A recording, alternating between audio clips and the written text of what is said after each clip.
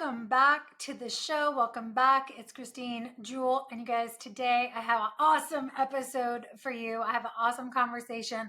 It's coming to you on the heels of the last episode I did with my husband, my love, Mark Jewell, when we talked about the 5 must-have conversations that have really changed the game in our marriage. Now, here's the thing. I get a lot of questions around relationships, around communication, around how to talk to each other, right? How do I talk to her so she will listen? How do I get her to trust me again? How do I communicate with a strong, independent woman or strong, independent man?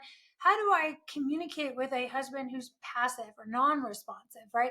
So I get a lot of these questions. And by the way, keep them coming. If you guys haven't already, connect with me on Instagram. You can drop us in the DMs, get on our email list. You can follow the links below because I always ask you guys, what is the feedback? What do you want to hear more of?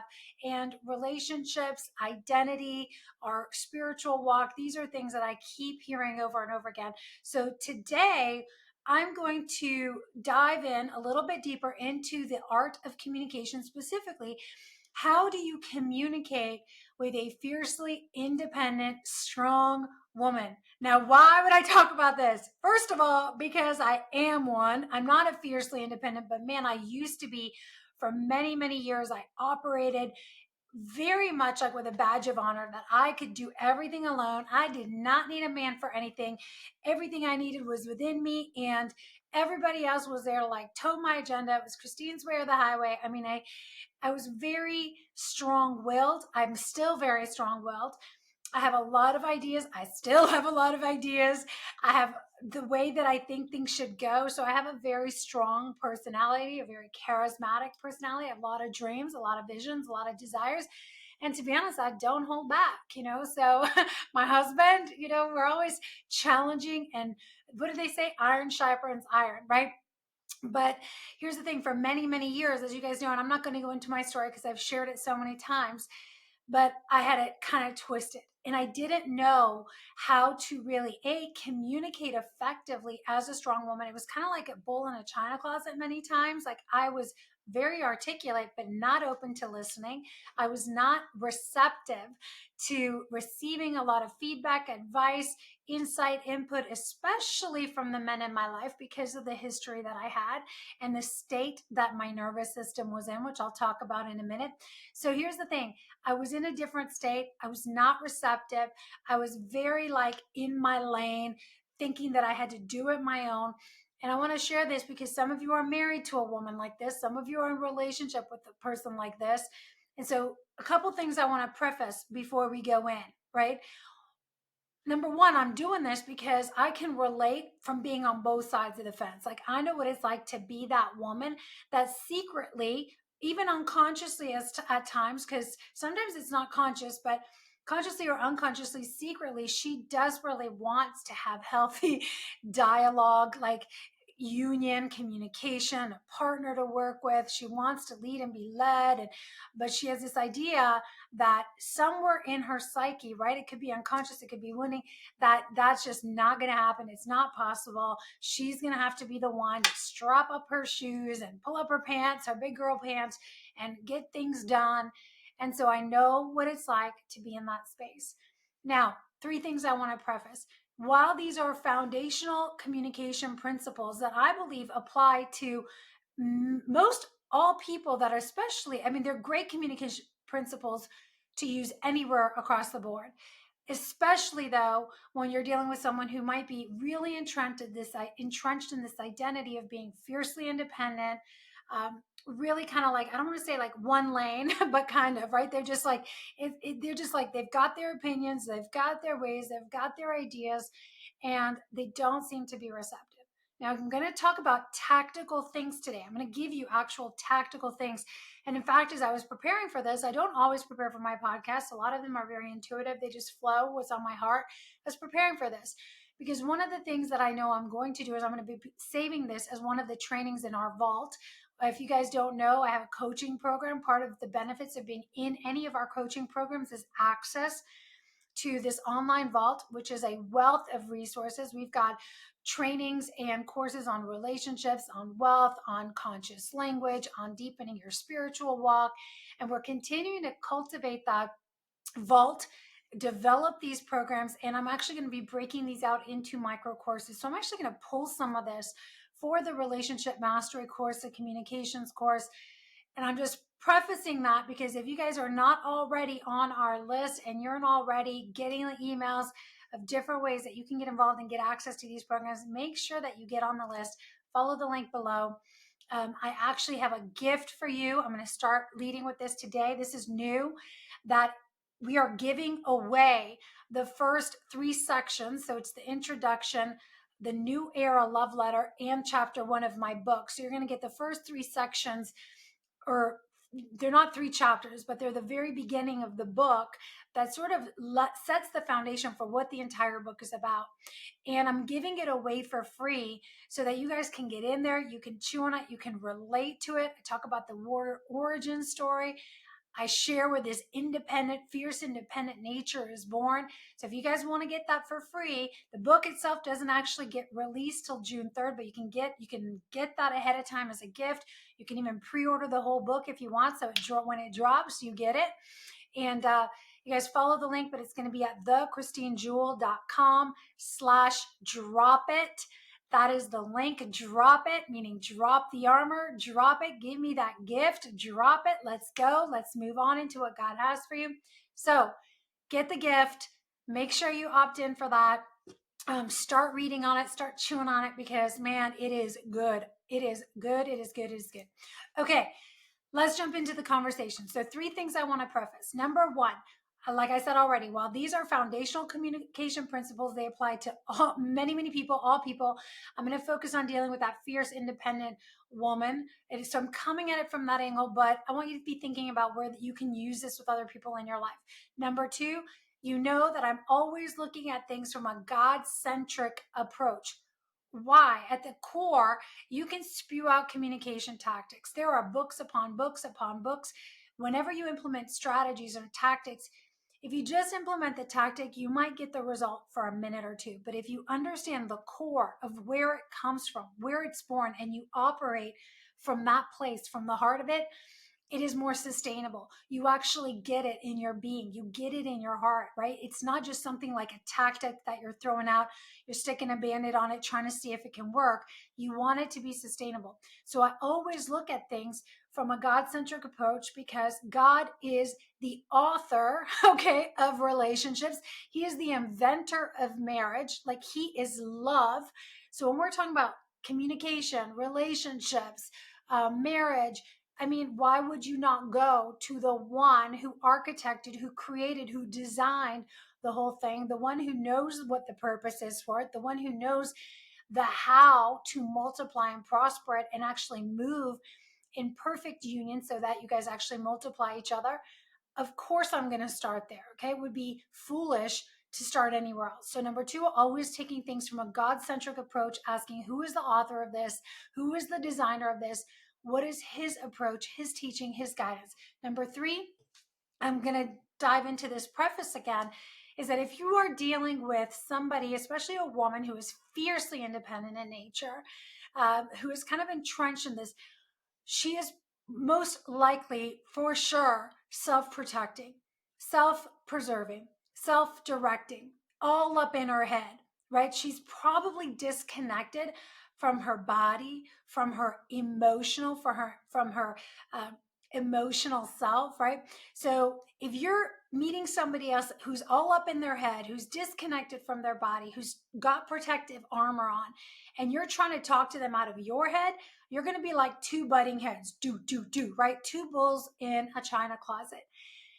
When a woman is usually in this state of hyper independence and kind of like locked down, locked up, rigid, tense, she's probably very hyper masculine in this moment. What I mean by that is she's disconnected from feeling safe, held, secure, right? Where she can actually drop in and still use that feminine power and beauty and grace and her voice and her ideas in the right way that she's created to, right? You can still be very powerful. But the communication is really multiplied when we're able to speak to each other from the heart, from the soul, from the spirit, instead of just head to head with walls up, self-protecting, and everything else. So please know that when I'm using these examples of like she's being hyper masculine, what I mean is she's trying to be her own protector. There's a part of her, for whatever reason, maybe it's programming, and I'm not going to get into that today because that's exactly what I teach in my courses when my clients work with me. I talk about this in the book. When you grew up and you either were forced to become your own provider, your own protector, your own performer to get ahead, the emotional parent, or maybe other circumstances, that's what you got the love for, right? There's lots of reasons why these roots can take place. But I guarantee you, she's in that place where she feels like she has to be the one. And so I want to start with that because you cannot, talk to someone who's in that state um, and get through to them until they feel safe. That is going to be the first thing that I talk about here in a minute on your do's and your don'ts. Okay. So you have to understand if somebody's feeling armored up, tense, rigid, even if they don't realize they are, because for a lot of women, especially women who've come from histories of either being abandoned or rejected or needing to be the emotional parent or, needing to be the performer, the protector for their family, for themselves, or maybe they just, whatever the reason is, again, I'm not going into it. Um, she's not going to be able to fully descend into her body, into her heart, and allow herself to be open and relaxed because she has to protect. She has to have those walls up, right? So the first order of business is to create an atmosphere where the other person feels safe. One of my favorite, this is not biblical at all, but one of my favorite authors and people to study around the area of communication. One of my favorite books was Never Split the Difference. And Chris Voss, those of you who've never read that book, he has some great YouTube trainings as well. But he wrote a book called Never Split the Difference. And he was an FBI hostage negotiator. And one of the things he talks about, which I share over and over again inside my coaching groups, and we role play and we play this out, is that you would think as an FBI hostage negotiator, you're talking to someone else who is literally physically armored up, who is holding people hostage, who has a very direct agenda. They know what they want. They know what they're going to get it. They're not backing down. The first order of business is not to get the hostages out. It's not to try to get it out. It's actually to build trust, to build safety, to get the other person that's on the other side of the phone to actually want to talk to you. And so I'm going to start with the number one thing and the number one of don't and the number one of do, which is like you've got to create safety. If you know somebody's defensive, if you know somebody's armored up, if you know somebody's already like locked up in their head, your number one order of business is don't go in there ready to fight. Don't go in there ready to talk her into someone. Don't lead with your agenda and rushing in there like a bull in a china closet and trying to strong arm each other. And I'm sharing this because I would fight, y'all. I would fight like cats and dogs in the past. I've been in relationships where it's been like two warriors slaying each other with words and fighting and totally chaotic. I've also been in relationships where one person was the fighter and the other person was the total avoider, right? And so maybe your thing is to run and hide, which I'm going to talk about. That's another don't. But if you notice this, the number one job is to create safety. Create safety. How do you do this? I'm going to start with this. Do not ask her, well, what is wrong with you? What's wrong with you? Why do you look like that, right? Because that is one of the worst things that we can do. What do you mean, what's wrong with me? When somebody's stressed or anxious or agitated, that's one of the worst things that we can lead with. Instead, do this. Check your state before you go in. Okay, are you also tensed up? Are you also rigid? Are you also going in expecting a fight? You're already defensive. You're already planning, well, I'm going to say this. And what your state might be going in, you may also be defensive or offensive. You may be closed off.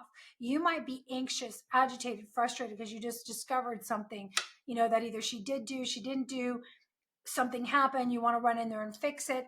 It is so important that if someone else is agitated, someone else is anxious, someone else is closed off, you can't match that same energy, right? You're just going to multiply it. If she's agitated and you come in agitated, now we got agitated exponential. If she's frustrated and you're frustrated, now we're multiplying frustration. She's angry, you're angry, now we're multiplying anger. Number one thing is check your state. Talk about this all the time. State is everything. What do I mean by state? What is your mental state? What is your emotional state? What is your physical state? Check your energy, right? What are your thoughts? You've got to do the work yourself to get yourself grounded, to get yourself anchored, to get yourself calm so that you are the calm that becomes the atmosphere. When the atmosphere is safe, it's non threatening, it is grounding, people naturally start to relax. And I'll tell you, a woman thrives in an environment. She begins to relax, she begins to breathe, she begins to open up when all of a sudden the atmosphere feels safe. So again, this could be entire 2 day retreat on energy mastery and state and presence, but presence is power. So do check your state before you go in. Take a couple minutes, do whatever you've got to do some breath work, get grounded, do a little meditation, pray, release, like really start to decide how are you going to show up? What is the energy you're bringing into the room? What is the atmosphere you're going to create? Because you want to be the thermostat. You don't want to be the thermometer that's just reacting to everything, okay? Do not go in there tensed up, agitated, frustrated, matching her energy. By the way, I say this to guys all the time, and I say this to women too, but do not match the other person's state. Don't let their state dictate your state. Now you're just a puppet, right? You guys are just like puppets and you're playing this game.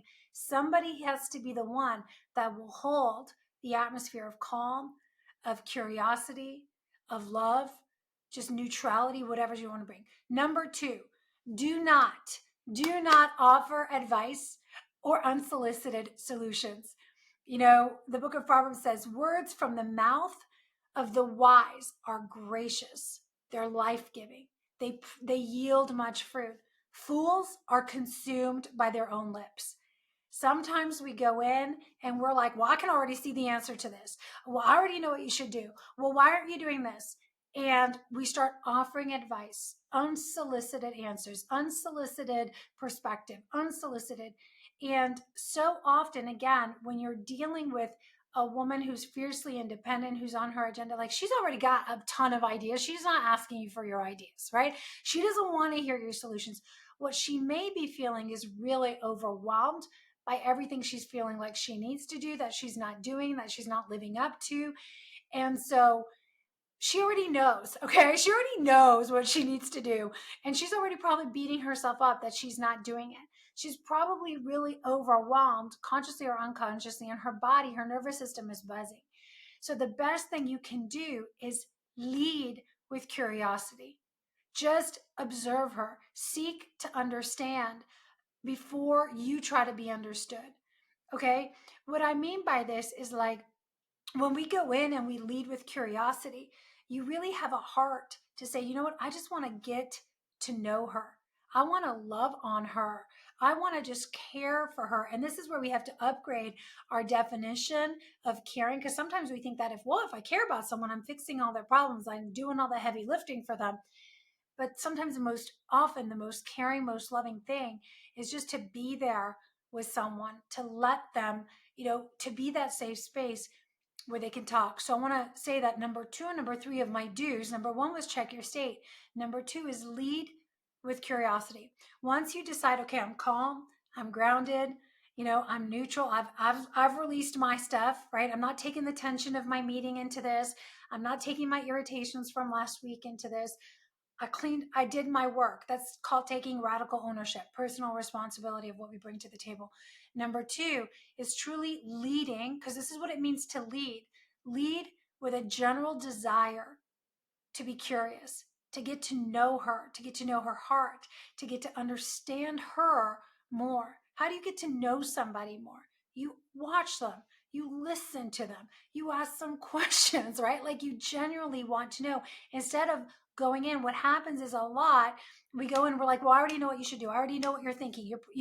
And we're telling the other person who they are, what they're doing, what they should be doing, what they're good at, what they're not good at. And nobody wants to be told that stuff unless they're asking, what do you see that I don't see? Most of the time when we're telling people things that they already know, it just irritates them even more, especially a woman who's strong and defensive. So I really encourage you to lead with curiosity. And this is important. I've said this so many times because this is the question that I get men asking me is, well, how do I lead her if I'm not talking? How do I lead her if I'm not telling her? How do I lead if I'm not fixing? Like, I'm not leading, I'm just sitting around doing nothing. There's a big difference between sitting around being passive, uninterested, unresponsive, disconnected, hiding from the conversation because you don't want to be uncomfortable with her discomfort, versus leading with a powerful presence that says, I'm going to hold this space for her. I'm going to just be the strong in the atmosphere, meaning not to compete with her, but almost like a container that's able to hold all of her ocean of emotions, right? Because even though a woman is strong and independent and fierce, and she may come across really emotional, but maybe she's all up in her head. There's a lot of emotion. There's a lot of energy behind all that hasn't been expressed. So you got to learn to be a guy that can and a woman, by the way, goes both ways, that you can hold space for the spoken emotions, but a lot of the unspoken things. Because remember that 93% of communication is actually nonverbal. So we can feel energy. That's why we get triggered. We're always responding to energy. So we have to get really good at checking our own and being able to observe the energy in the room without getting engulfed by it, without being taken on. I hope that wasn't too ethereal. I'm trying to make this practical. Number 3, okay, do not ask questions that start with why or you. I want to really invite you, challenge you, invite you to eliminate those words from your vocabulary. An example of this, like, what were you thinking? Why did you do that? Why you did that? You always say this. Well, you did that. So we do this, and I talk about this often on the podcast, where we lead with these questions of like, why, or what were you thinking, or well, you do this, so of course, what do you expect? Whenever we use the word you, right away that person gets defensive again. So start getting curious, like, what happened? Tell me more. What else is going on? How does this make you feel? What's coming up for you? Right? Um, just ask questions that start with what, except for what were you thinking, unless you do it really from a place of compassion. Help me understand your thought process, right? Help me understand is a great switch. So guys, the do's, and by the way, this works with everyone, but it's like, help me understand. When we do this, we start to listen. We're leading with curiosity, and we're moving into number 3, which means to really listen. Ask questions and really listen. So pause before responding. Pause before jumping in and going, okay, well, here's what I heard. Sometimes you're hearing like the first quarter, and then we're jumping right in to the solution. So we're gonna go in and we're gonna pause. We're gonna take that sacred pause, I call it, right? To just really make sure, did I hear what she said, or did I just listen to a bunch of noise in the atmosphere? Am I able to really grasp, repeat, mirror back what I just heard? If she says, I'm really frustrated, say, okay, you're really frustrated. Tell me more, right? You're literally able to repeat back what you heard. So check your state, lead with curiosity, listen, hear. I talked about this in the last episode where I said, the desire to obey is really comes from that Hebrew word to hear, to listen. I have a desire and a longing to really hear you so that I can respond to your need. I can respond to your call. I can respond to your true desire instead of just my projections of what I think you're saying or my interpretation, but I'm actually tuning my ears to hear your heart. There's a very big difference, because if we come in there triggered, we're irritated, we're projecting our frustration, and it's like a lens. It's like a what do you call it? I don't even know. It's like we're hearing what we want to hear instead of what's actually being said. Okay. So don't lead questions with why. Eliminate the word you from your vocabulary. Powerful language, especially when we're trying to bring unity to something, is we. Here's what I see. Here's what I'm hearing. How can I support you? How can I listen better? If you're going to say something that starts with you, it's like, okay, is there any support you need that I can offer? Right? Is there anything you need from me right now? So we're not leading with that. Why are you doing it? Number 4, don't take it personally. Okay, I'm talking a lot about reactivity, and I've already tapped into this a little bit. Oftentimes, if we have triggers, we have wounding, we have history, we have our own drama, trauma, all that stuff. Someone's talking to us. This is what triggers are. They just trigger our own insecurities. They trigger our own fears. They trigger our own past wounding or our pride or whatever that says, okay, she doesn't care. She doesn't respect you. She never listens. He never, fill in the blank. Do not take it personally. It's not always about you. This is where we really do get to practice emotional maturity, responsiveness instead of reactiveness. So when we do respond, do focus on that other person. So stay in your body, stay where your feet are planted, stay present, but really seek to understand. So instead of taking it personally, I'm going to use a real example of this. Oftentimes, not often, sometimes I'll say to Mark, I'm disappointed that this happened, or I'm disappointed with how this went down, or something like that. And I'm not going to lie, it's hard. So he does not like to hear that, right? Because that is a trigger for him. And there was a while there where we still work through this, where if I'm disappointed, he takes it really hard sometimes. And often I have to keep reminding him that, it's not actually about you. It's okay for me to be disappointed. It's something we continue to work through. That what I feel is what I feel. The other person just wants to be validated. So sometimes her disappointment, maybe she's disappointed in a behavior, then you could take radical ownership for that. Is there something you said? Is there something you did? Is there something you said you were going to do that you didn't follow through on? That's a big one for women. When you say one thing and your word is inconsistent, when your words and your actions don't align, she has to come in and step in and be the follow through. Then that just feeds her story of being fiercely independent. Say what you're going to do what you're going to say, follow through, be consistent. Consistency is huge when it comes to creating safety and structure inside of a relationship. So going back to um, not taking it personally really requires that you're fully present, you're fully there, but you have a heart to be focused on what is she feeling? What is she thinking? What is she asking for? Where is she hurting? What does she desire? And here's the thing.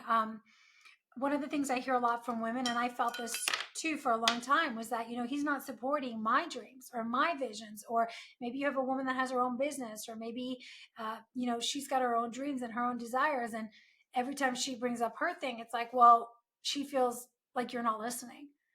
And so part of this is really getting to understand each other. Like, what are your dreams? What is your vision for this? What would you love to experience? And I want to say that this is true again for both parties. When someone has really got a lot of fire and a lot of passion, a lot of drive for something, obviously there's a lot of emotion behind that. That's where all that drive and passion comes from. Don't you want to understand what the root of that is? Sometimes you'll discover that the root of that is fear of not living up, fear of failing, fear of not succeeding, fear of losing again. I've shared my story of being divorced in the past, having businesses that didn't make it and starting new businesses. And that fear of failing again is real. So sometimes this crazy drive, this fierceness can come from a fear instead of a desire to really create and build a new thing. What's beautiful is when we get to the root of this with each other, we can start to ask each other better questions. We can say, well, do we want fear to be the driver here? Or do we really want to think about what we get to consciously create together? Let's go build something that gets to be fun, exciting, life-giving. Because if we create from fear, we're going to create more pressure. And that is just a universal law. So I want to share 2 more things here as we start to wrap. I said, don't take it personally. Do not lead with your agenda. Do not rush in there or try to rush the conversation. I always say, the queen sets the pace. And I do believe that's true. Sometimes you have an agenda. I just want to get through this. I just want to solve this problem. I just want to, you already know the end game. You know what you want to get to. And so if you go in there with your agenda in mind, your agenda should really be to hold space, to be curious, to be a safe space where she can talk, where she can be heard, where she can be seen. Because I'm going to tell you, if a woman's been operating this fierce independence, super strong, I don't need a man kind of world, she is desperately wanting to be seen, desperately wanting to be validated. Her feelings matter, her dreams matter, her words matter. And so often women that are in this state will over talk, they'll over explain, they'll shut down, they won't feel supported. And so at the core, instead of, I know you may have another agenda, but if you can put first things first, God is the God of order. When you get things in the right place, the other pieces start locking in place. So the first order of business, the first agenda is really, before I go have this agenda to fix this problem or take care of that thing or get rid of this so we don't have to talk about it anymore, don't you want to get to the root? Don't you want to change the atmosphere so the energy changes between the two of you? Because I'm going to tell you, if the energy shifts and the dynamic shifts, and she's no longer the protector and the provider of security and having to be the strong arm and the strength in the situation, and she can relax, well, you're going to start to notice, because you're the structure, you're the safety. Now she starts to open up. She will share things she hasn't shared before. She'll start to be vulnerable. She will start to ask you for wisdom, for input, for advice. She'll start to be responsive. She will start to invite you in. And I want to say right now, I'm talking about the masculine and feminine dynamics, but this works the other way around, because sometimes we need to be, the structure for somebody else. It works great with parenting, especially when we see our kids like shutting down, locked up. They're self-protecting, right? So I'm talking about this from a marriage, relational perspective, masculine and feminine, but really what we're talking about is the energy behind it, the wounding, the structure beneath the surface. So it's really about the state the person is in. I want to say these last couple do's. Do normalize asking questions. I already said it. Most women, especially, just need to talk things out. Most women that I've coached, as they speak, as they talk, they process. The feminine is very vocal, usually, right? And it's one of the gifts is the voice of the feminine. I always say a queen's whisper can mobilize an army or just cut the feet right out of a man. So we have to be careful with our words, ladies, if you're listening to this, because your words can be like honey or they can be like poison. And but oftentimes the feminine just needs to speak things out, and she will process, she will come up with her own answers. She just wants to be heard, and sometimes the one who needs to hear her the most is for herself, to have a place where she can just let herself hear herself. You'll be surprised how many times we just don't tolerate weakness, vulnerability, insecurity. We don't want to hear it. We don't want to hear it come out of our own mouths. And so actually having a space where we can be raw, where we can be real, where we can be seen, not only is it incredibly healing, it starts to just completely shift the dynamic. So ask questions. Women need to talk things out, learn the art of listening. Listening means shut up, be quiet, be still. Can you really pause and think before you respond? Speak from your heart to her heart. Again, if you've got two talking heads, you got two bulls in a china closet, you will lock up. We want heart to heart, soul to soul conversations. And if one person's in their head and the other one's in their heart, you will be the one that shifts it. Trust me. This goes back to number one. Check your state. If you're all up in your head, get into your heart. Okay. The last two things I want to say here is do normalize being uncomfortable. It is okay for people to have emotions. It's okay for people to feel sad, to feel grief, to be disappointed. It's okay to be angry. It's okay to be frustrated or pissed off. Oftentimes anger or frustration can be a familiar home sometimes, but I know now that if I'm angry or frustrated, it just shows me where I'm misaligned.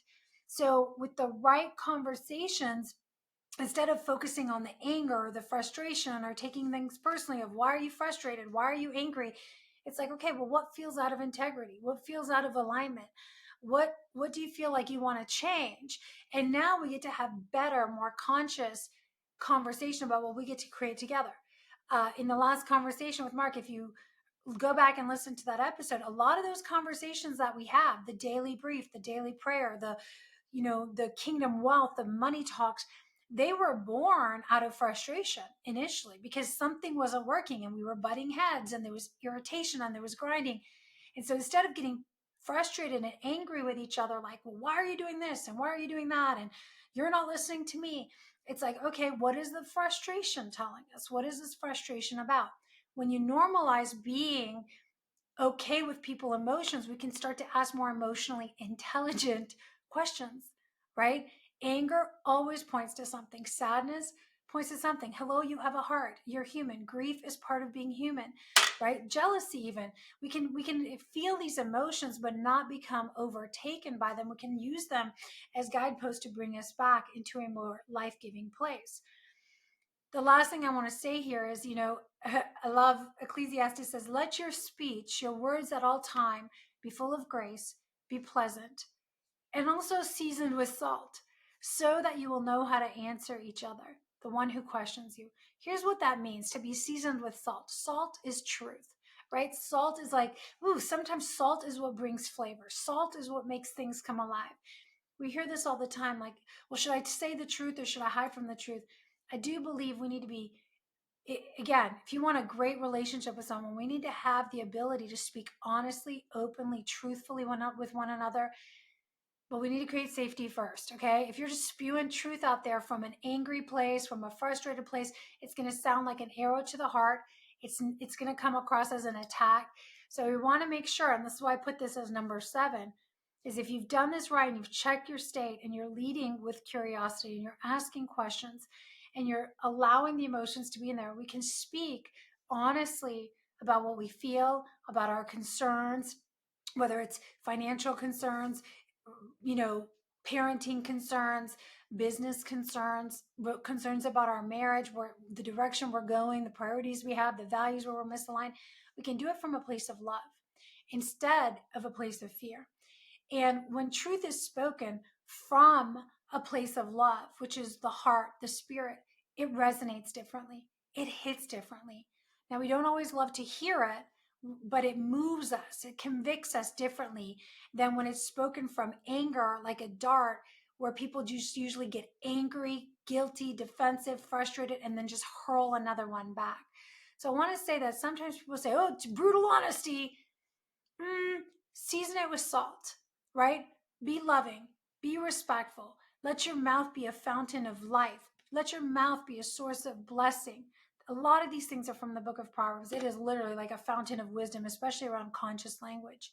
Speak truthfully, speak honestly, but do it from a place of love.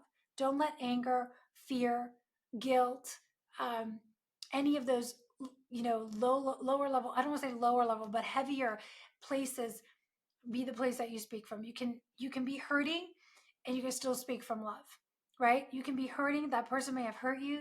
That person may be living completely out of integrity. You can say, this is not okay.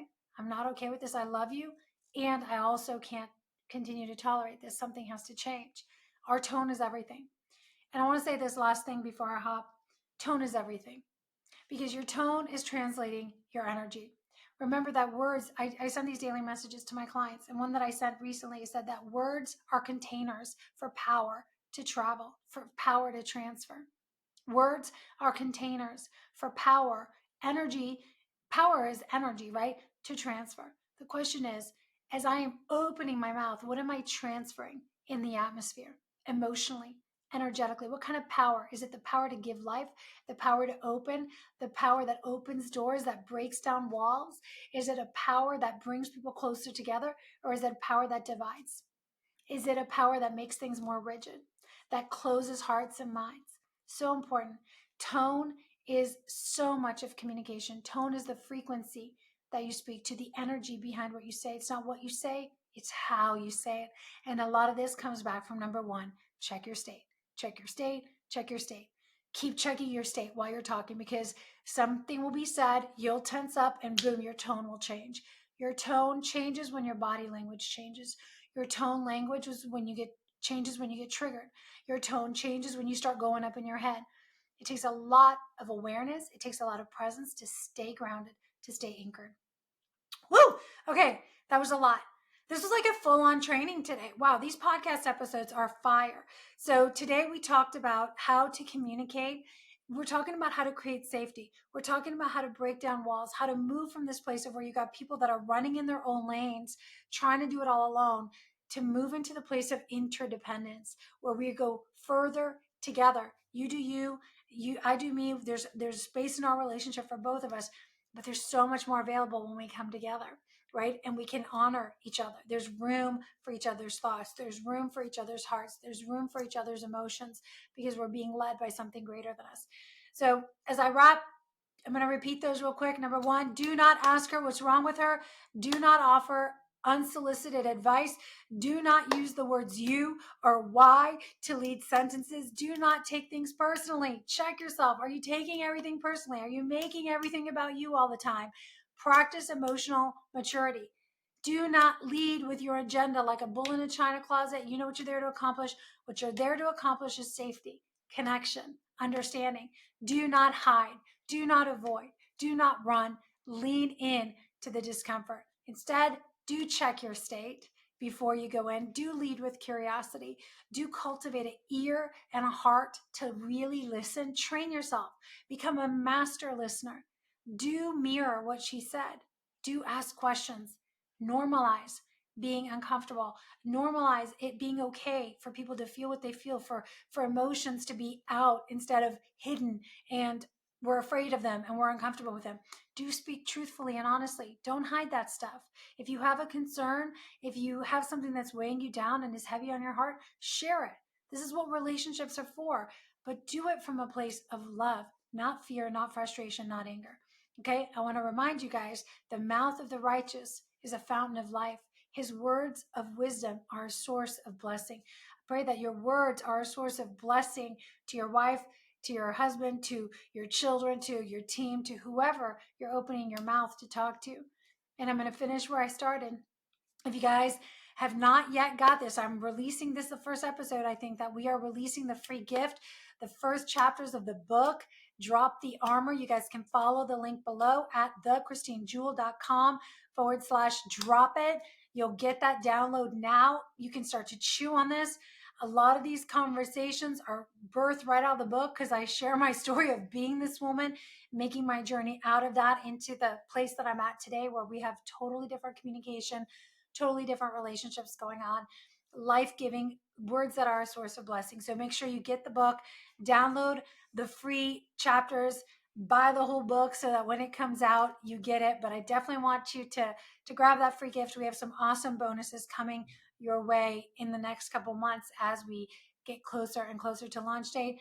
And of course, this will continue to be live if you're listening to this after the book goes live. Last thing before you hop, if you love this message, if this spoke into your heart, please take a minute, follow, subscribe, leave a review, because this is how the podcast grows. This is how the message is shared. You subscribe, you forward it, if you're watching this on YouTube, you comment, and this helps us increase, the reach, get the audience out there.